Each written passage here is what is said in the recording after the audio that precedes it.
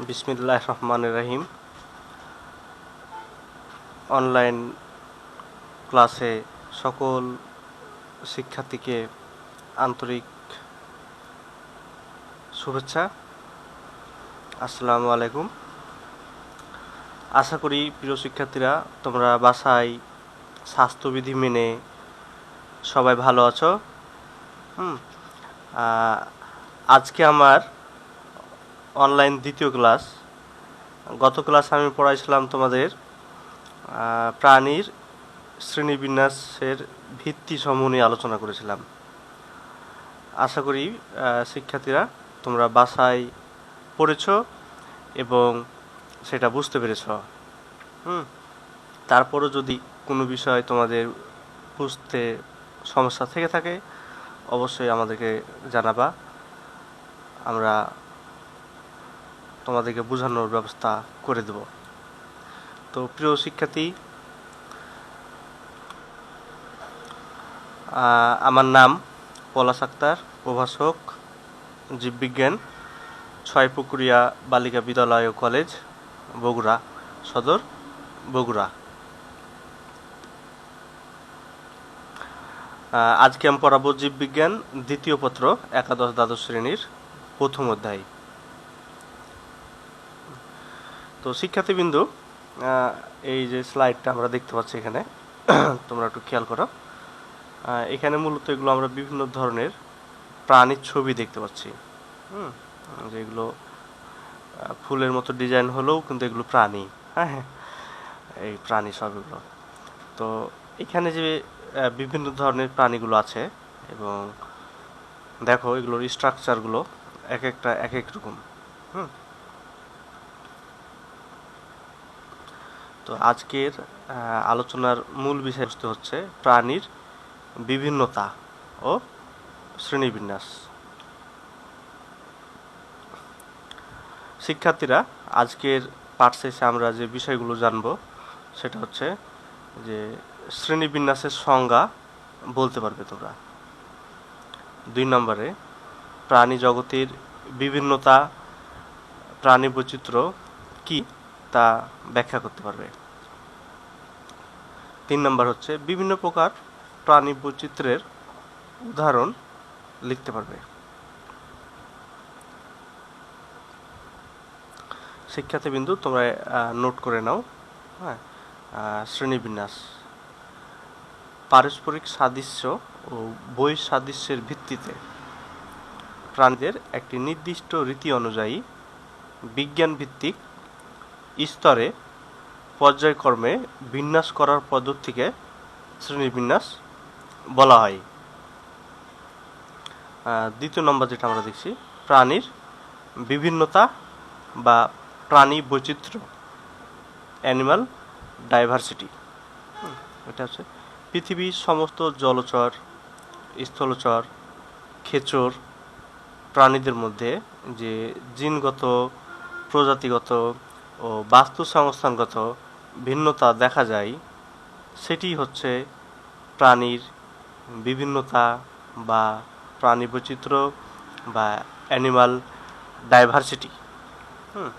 তাহলে শিক্ষার্থীবৃন্দু, আমরা এখান থেকে দুটি বিষয়ে ধারণা পেলাম যে শ্রেণীবিন্যাস। পৃথিবীতে অসংখ্য অসংখ্য লক্ষ লক্ষ প্রজাতির প্রাণী আছে। তো এই যে প্রাণীগুলোকে যে রীতিনীতি অর্থাৎ একটা নির্দিষ্ট নিয়ম অনুযায়ী সাজানোর যে প্রক্রিয়া, মূলত সেটা শ্রেণীবিন্যাস। আর বিভিন্নতা অর্থাৎ একটা প্রাণী তার পরিবেশ অনুযায়ী তার জিনগত কিছু বৈচিত্র্যের কারণে ভিন্নতা দেখা যায়। হ্যাঁ, মূলত এটা হচ্ছে প্রাণী বৈচিত্র্য বা প্রাণীর বিভিন্নতা।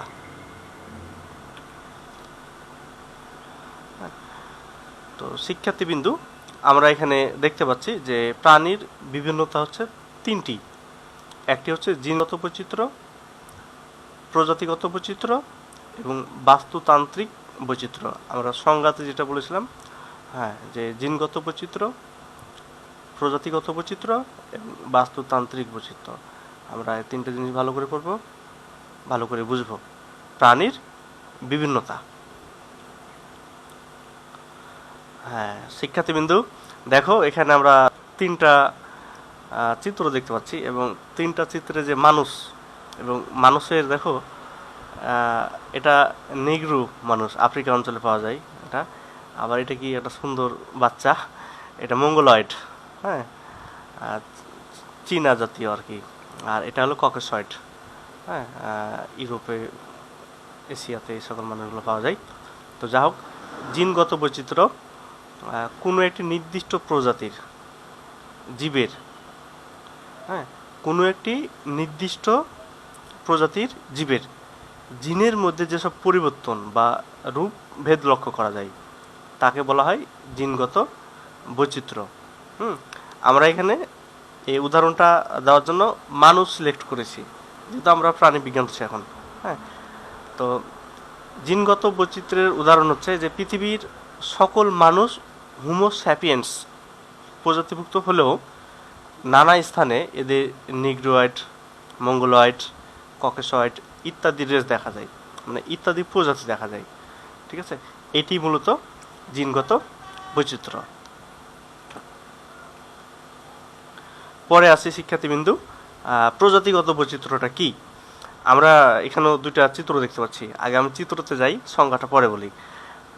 এটা বাঘ এবং এটা সিংহ। তো এরা হচ্ছে যে একই মানে গণভুক্ত, বাঘ এবং সিংহ, কিন্তু এদের আঙ্গিক গঠন অর্থাৎ দৈহিক যে গঠন সেখানে কিন্তু যথেষ্ট পার্থক্য লক্ষ্য করা যাচ্ছে, আমরা এখানে দেখতে পাচ্ছি। হ্যাঁ, তো সংজ্ঞাটা ঠিক এরকম যে বিভিন্ন প্রজাতির জীবের মধ্যে বিদ্যমান বৈচিত্র্যকে প্রজাতিগত বৈচিত্র্য বলা হয়। আবারও বলি, বিভিন্ন প্রজাতির জীবের মধ্যে বিদ্যমান বৈচিত্র্যকে প্রজাতিগত বৈচিত্র্য বলে। আমরা এখানে উদাহরণ হিসাবে বাঘ দেখতে পারি, যে বাঘ এবং সিংহ একই গণভুক্ত, অর্থাৎ তাদের জেনাসটা কিন্তু একই। হ্যাঁ, কিন্তু তাদের ক্রোমোজোমের সংখ্যা ও আঙ্গিক গঠনে কিন্তু যথেষ্ট পার্থক্য আছে। হ্যাঁ, এইটা হচ্ছে প্রজাতিগত বৈচিত্র্য।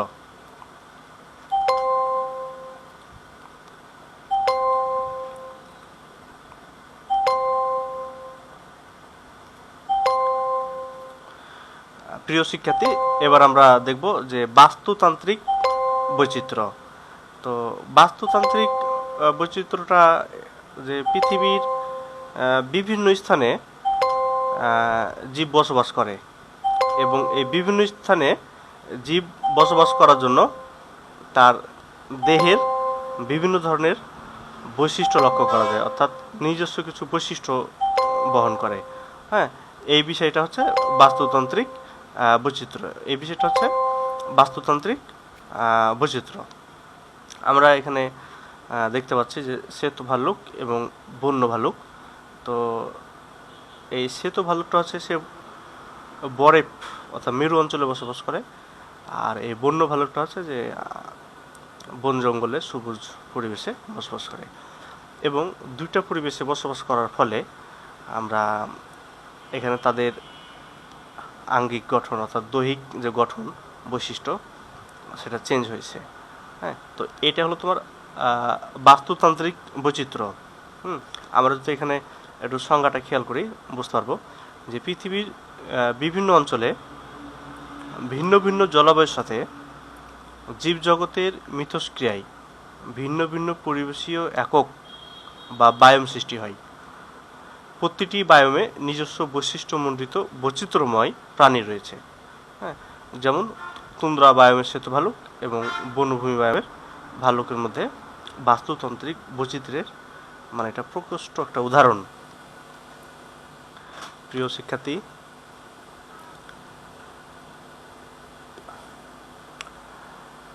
দলীয় কাজ এখানে কিন্তু যেহেতু আমাদের অনলাইন ক্লাস, এখানে আমরা দলীয় কাজটা নিতে পারছি না। হ্যাঁ, তবে তোমাদের বাসাতে এই কাজটা তোমরা নিজেরা একা একা করবা। হ্যাঁ, এবং সেটার ছবি তুলে আমার মেসেঞ্জারে দিবা, আমি সেখানে মূল্যায়ন করব।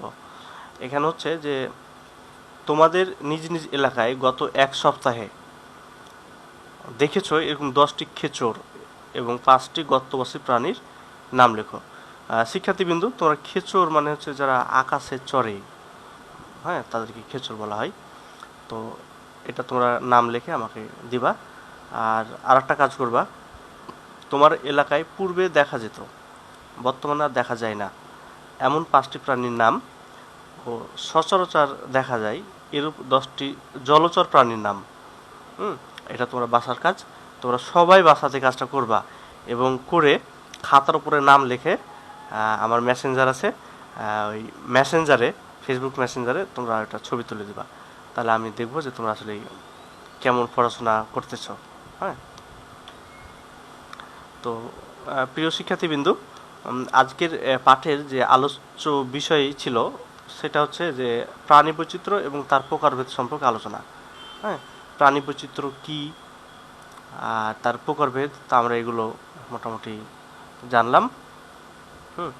এখন তোমাদের মূল্যায়ন, মানে তোমাদের এটারও বাসার কাজ থাকবে, সেটা হচ্ছে প্রাণী বৈচিত্র্য কী। আমরা প্রথমে যে স্লাইডটা দেখাছিলাম সেখানে সংজ্ঞা লেখা ছিল।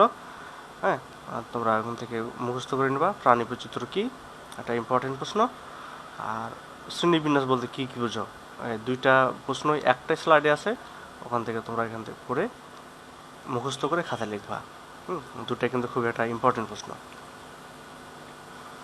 এবার আরেকটা প্রশ্ন আছে যে আফ্রিকার নিগ্রু আর ইউরোপিয়ানরা ও আমরা প্রাণী বৈচিত্র্যের কোন দিকটি দিয়ে, মানে কোন দিকটি থেকে আলাদা, এটা ব্যাখ্যা করো। মানে আফ্রিকার নিগ্রো, আমরা একটা স্লাইড দেখাচ্ছিলাম প্রাণী বৈচিত্র্যের প্রথমে, তো কি দিক থেকে আলাদা, এটা কি প্রজাতিগত, জিনগত, নাকি বাস্তুতান্ত্রিক, এই বিষয়টা তোমরা ব্যাখ্যা করবা।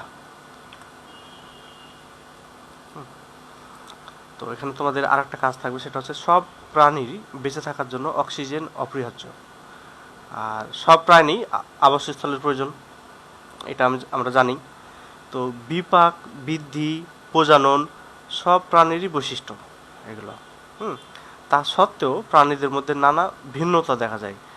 প্রিয় শিক্ষার্থীরা, আবার একটু বুঝো যে বিপাক, বৃদ্ধি, প্রজনন এগুলো কিন্তু সব প্রাণীরই দরকার বা বৈশিষ্ট্য, কিন্তু এগুলো থাকা সত্ত্বেও এই যে পৃথিবীতে এতগুলো প্রাণী আছে, এদের মধ্যে কিন্তু নানা ধরনের ভিন্নতা দেখা যায়। তো প্রাণী বৈচিত্র্যের আলোকে এই বিষয়টি তোমার দৃষ্টিকোণ থেকে বিশ্লেষণ করো। এটা, হ্যাঁ, এটা তোমাদের বড় প্রশ্ন থাকবে, মানে সৃজনশীল প্রশ্নে। তো তোমরা এটা চিন্তা করবা এবং লিখবা।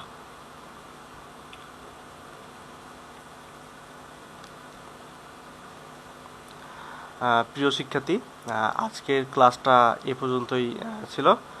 আমরা এরপরে এই চ্যাপ্টারে আর একটা ক্লাস নিলে আশা করি আমরা শেষ করতে পারবো, সেটা হচ্ছে ক্লাসিফিকেশন নিয়ে আমরা ক্লাস করব পরবর্তীতে।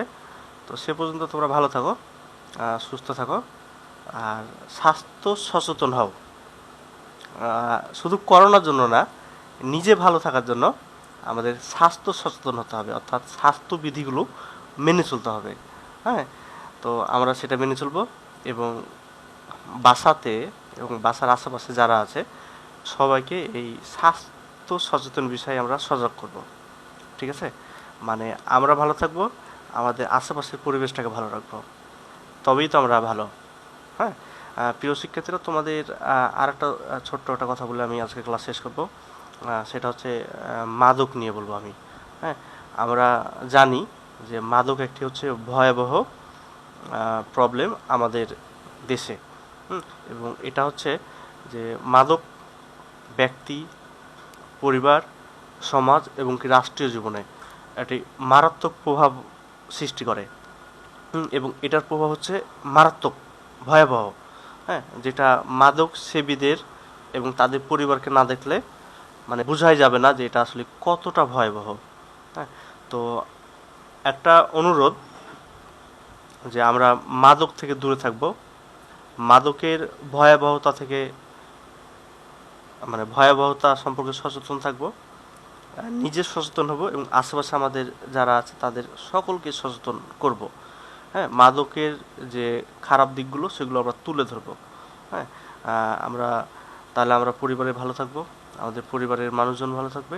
হ্যাঁ, সর্বোপরি আমরা বিভিন্ন রোগ জীবাণু অসুখ থেকে রক্ষা পাবো, একটা আর্থিক দিক থেকে সাশ্রয়ী হবো। তো আজকে এই পর্যন্তই প্রিয় শিক্ষার্থীরা। তোমরা সকলেই ভালো থাকো, সুস্থ থাকো।